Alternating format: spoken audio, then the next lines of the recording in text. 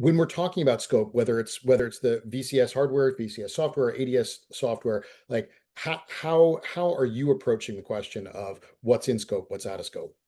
Yeah, so the way that the rule defines it is the hardware or software has to directly enable those two functions, either VCS or ADS. And I realize that there could be ambiguity there, but there are examples that are provided throughout the rule. Um, for example, for there are areas that are not ambiguous. If you are sourcing passive electronic components, not a problem. They're excluded, so you don't have to go down and worry about every single resistor and capacitor that's on your board. There are certain types of components that are very hard to get from anywhere but China, and that's an example.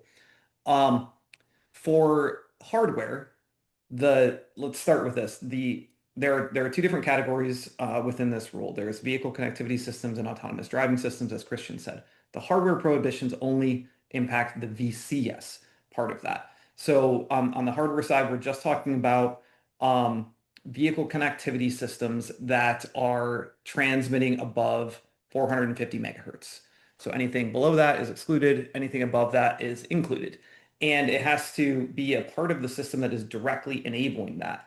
So if you have an ECU that is sending some data on a bus to a VCS that's then transmitting it, that ECU is not by default included in this rule.